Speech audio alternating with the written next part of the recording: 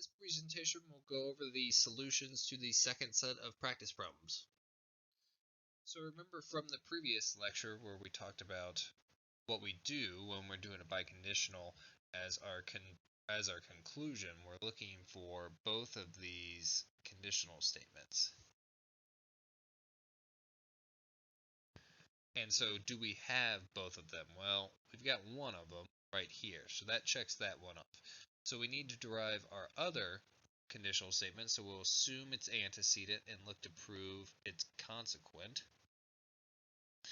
So we can toss Q into 2 to get T. So from 2 and 4, arrow out, 2 and 4. Then we can toss our T into our conditional statement in 3 to get P. So that is 3 and 5, arrow out. 3 and 5, 2, 3, and 4. Now we've got our PA and we got our consequent, so we just arrow in. From 4 and 6, arrow in. That means our PA will drop out, so it's just 2 and 3. Now we got both of our conditional statements, 1 and 3, 1 and 7, so we can our biconditional in from 3 and 7, biconditional in. 3 and 7's 1, 2, and 3. Don't need these other ones. So that's problem 1. Here on problem 2, same thing as before. We've got a biconditional as our conclusion. So we're looking for both conditional statements. Do we have either one of them? Well, we have one of them, so that one's marked as done. So we just need to derive our other conditional statement, so we'll, just as before, assume it's antecedent as a PA, and look to derive the consequent. Well, we can toss this P into the conditional statement in 2, and we can toss the P into the conditional statement in 3,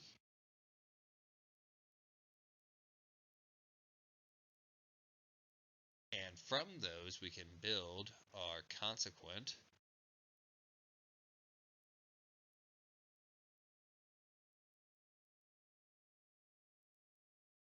And then we can arrow in from 4, which is our PA, and 7, which is our consequent. Arrow in, 2, 3, drop out the 4. Now we got the other conditional statement that we were looking for. And so we can double arrow in from 1 and 8, double arrow in. 1 and 8 is 1, 2, and 3. Don't need the 10. So that's problem 2. Here on 3, another biconditional as our conclusion. So we're looking for both of our conditional statements. Do we have either one of them? Well, it looks like we've got the second one here as this assumption, so we just need to prove the first one. So we'll assume the antecedent, which is T. Look to prove P or Q, so we'll toss T into this. So from 2 and 3, we can get arrow out and get P and S. Then we can separate our P out from 4. So we can wedge in our Q.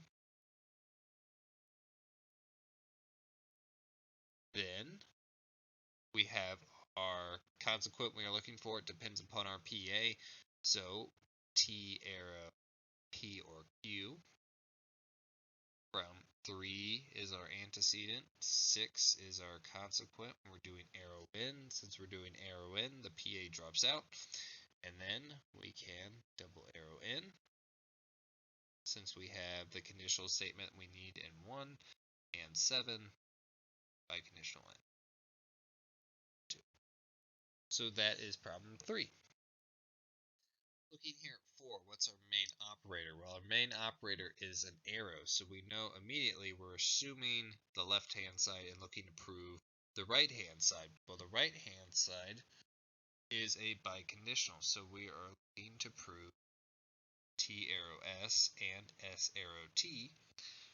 Well, we actually already have those in our proof. We have S arrow T here. We've got T arrow S here, so maybe this one won't be so bad. We'll toss the P into the first conditional statement to get T arrow S. 1 and 3, arrow out, 1 and 3. And then we can toss the P into 2 to get S arrow T from 2 and 4. No, 2 and 3. 2 and 3. Arrow out. 2 and 3. Now we got both of our conditional statements, so we can do our double arrow in. We are needing T double arrow S from 4 and 5. Double arrow in. 5 is 1, 2, and 3. And now we've got the consequent of our conclusion. It depends upon our PA, so we can arrow in T double arrow S. 3, 6, arrow in. And it'll be 1, 2, 3 drops out. The rest of these are not needed. So that's problem 4. Problem 5 is very similar to the previous one. So our conclusion is just a single arrow. So we're going to assume our antecedent and look to prove our consequent. Now our consequent again is a double arrow, so we're looking for S arrow T, which we find here, and we're looking for T arrow S, which we find here. So let's just try to get to those, double arrow in and then arrow in for our conclusion. So we can break up our Q and P here in lines 4 and 5, both of them coming from 3 ampersand out. Then we can toss each one of these into their associated conditional statement. So it's 1 and 4, arrow out. 4 is 1 and 3. And S arrow T we can get from 2 is the conditional statement and 5 is its antecedent. 3. So now we can biconditional in from 6 and 7. 2 and 3. Got to our consequent, depends upon our PA, so we can write our conclusion. So 3 is our antecedent, 8 is our consequent, arrow in, 1, 2, and the 3 drops out. 6 is like a problem that we've already done before. So we have double arrow that we're looking to prove, so we need to find both conditionals. Well, we don't have either of those in our premises, so we have to prove them one at a time by assuming their antecedent and looking to prove their consequent. So we'll do this with the top one first. We'll assume P and we can get Q and R from and 3, arrow out. Let's just erase that, make it a little bit clearer.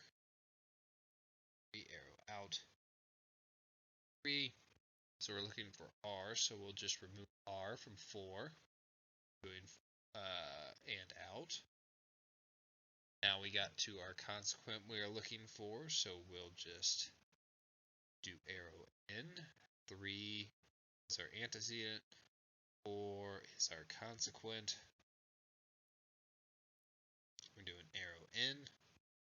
So we'll drop the 3 out and it'll just be 1 by itself. Now we just need to do the same exact thing for the other conditional statement. So we'll make it a PA at 7. Then add here 7. And toss this in the conditional statement to get P and S from 2 and 7, arrow out, 2 and 7. Now we can remove the P to get the consequent row. So it would be R arrow P, P, yeah, from 7 and 9, arrow in. 7 will drop out. Got both of our conditional statements, so we can just by conditional in from 6 and 10 by conditional in, and 6 and 10 both have and 2. And so that's problem 6. Here at 7, the main operator is an arrow, so we're going to assume our left side is a PA. Look to prove the right side. Well, the right side is a double arrow, so we know we're looking for both of these. So we should look at our premises, see if we have either of those, and we do. We got the first one, so we got one of them. So we still need to prove the other one, though. So let's assume T as a PA. We're looking for P or Q. So we got two PAs operating right now. Well, let's toss the T into our conditional statement in 2. So that's 2 and 4, arrow out. 2 and 4 is 2 and 4. Now we have another conditional statement, and we have its antecedent in 3, so we can get Q from 3 and 5, arrow out. 3 and 5 is 2, 3, 4. So we're looking for P or Q. So we can get to that by wedging in the P on 6. That's 2, 3, and 4. Now we can introduce our arrow on T.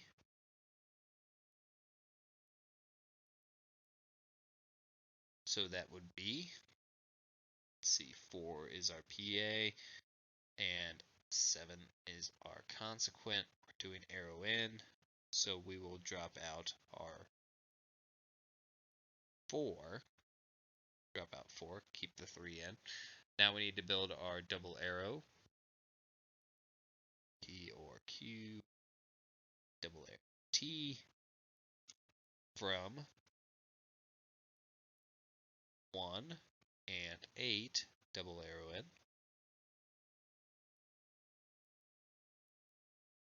1 and 8 have 1, 2, and 3. We got to our consequent of our conclusion, so we just need to arrow in.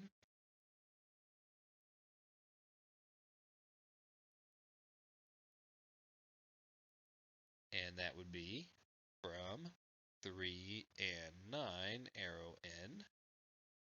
3 and 9, 1, 2, and 3. 3 drops out because we're doing arrow in. So that is problem 7. Looking here at 8, the main operator in our conclusion is a single arrow, so that tells you immediately that we are assuming the left-hand side and looking to derive the right-hand side.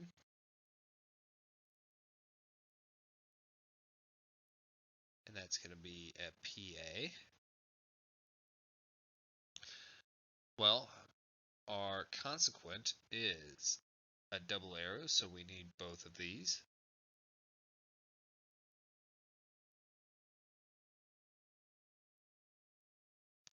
So how are we going to get them? Well, it looks like we already have them in our proof, so that might be pretty fortunate. We probably won't have to derive them. We need the conditional, or sorry, we need the antecedents, which are conditionals for our 1 and 2. And luckily, we have our double arrow out rule, so we can do double arrow out on 3.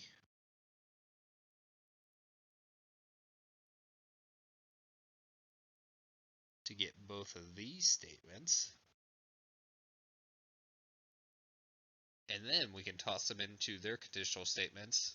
So at 6, we can get S arrow T from 1 and 4. Arrow out 4s 1 and 3. And then we can get T arrow S from looks like 2 and 5. Arrow out 2 and 3. Now we can build our double arrow since we got both of our conditional statements from 6 and 7. Double arrow in 6 and 7. 1, 2, and 3. Now we got our consequent, and it depends upon our PA, so we can we can arrow in from our PA in 3 and our consequent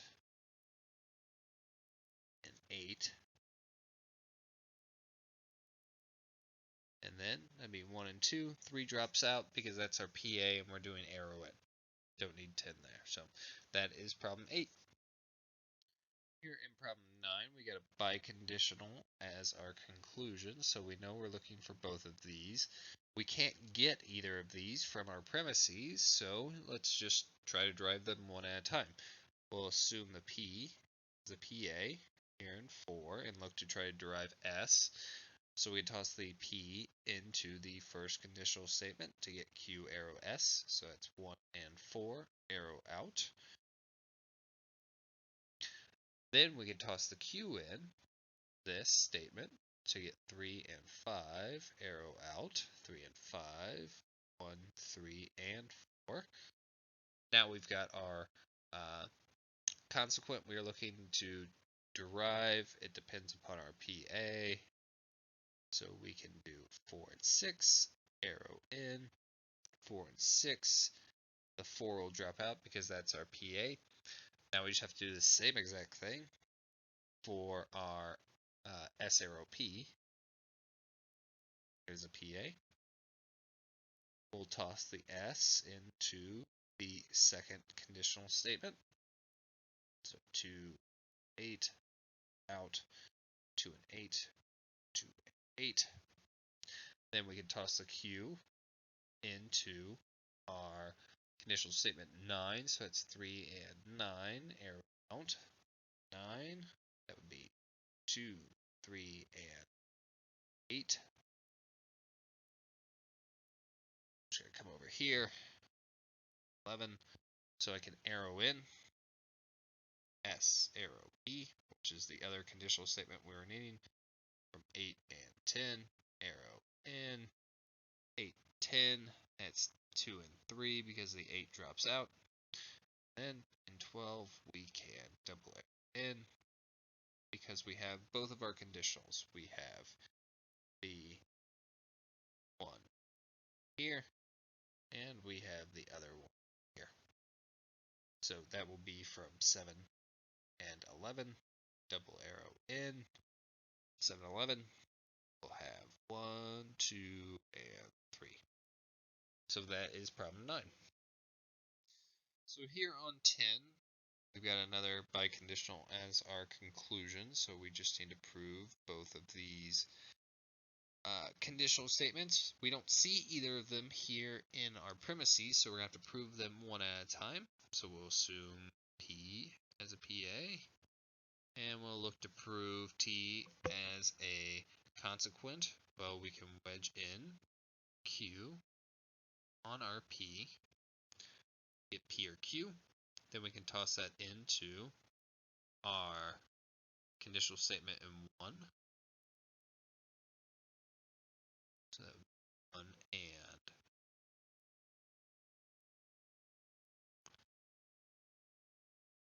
sorry, not there, but 1 and 3. Then we can separate out our T from 5, 3. Now we can build our conditional using arrow in 3's our antecedent, 6 is our consequent. We're doing arrow in, so that's going to be 1, and 3 drops out. Now, we just do the same thing with t as a PA. 8. Then we can wedge in our S. 8, wedge in. Then we can toss that into our conditional statement in 2 to get P and not L out. So 2 and 9, arrow out, 2 and 9. That's going to be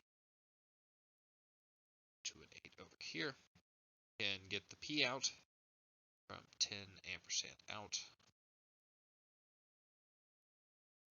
Then we have the pieces necessary to build our conditional statement, which is T arrow E from 8 and 11, arrow in, 8, 11, F2, 8 drops out.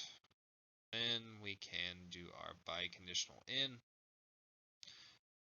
from, let's see, our P arrow T is here, our T arrow E is here, so 7 and 12, double arrow in, 7 and 12 have 1, 2. So that is problem 10.